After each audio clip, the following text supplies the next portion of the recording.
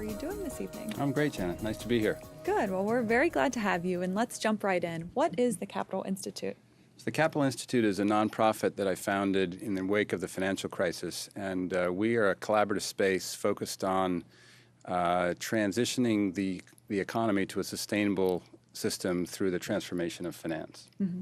And you're also the founder of Level 3 Capital Advisors, an investment firm focused on high-impact sustainable private investments as well. And what does your work do there? Well, I'm what's called an impact investor, and so I've got a series of small private investments in early stage companies typically, and then one significant project, which is an investment or I'm a co-founder of a company called the Grasslands LLC, which is an investment business managing grassland ranches holistically with our partners, the Savory Institute. Wow. And let's talk about business climate. This is your first year here as a speaker, and you were just on the panel. And what were you all discussing on the panel? Well, we had the final panel of the evening, and the panel was about the new economy.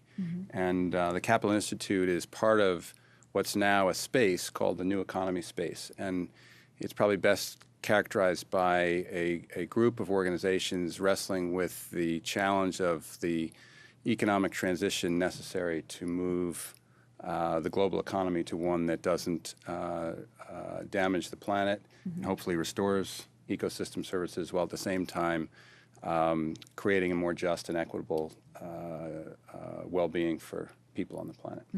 So in a nutshell, is it moving off fossil fuels to a low carbon economy? Is that the basic transition? Well, certainly the energy system is a critical component of it, but it's more really about redefining well-being and getting off our addiction to ever-increasing material throughput growth of a global economy. And we need to, in a sense, find a way to achieve well-being without it simply meaning more and more stuff processed through the economic system. And energy is obviously a critical piece of that, but it's by no means the only one.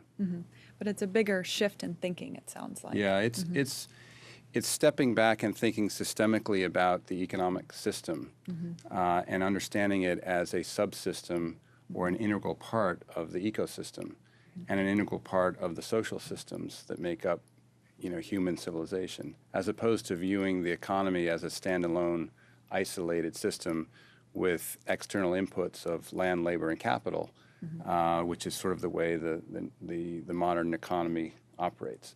And then our work is to try to then figure out how to integrate the financial system into a holistic approach to economics and the ecosystem, as opposed to viewing the financial system as a standalone system.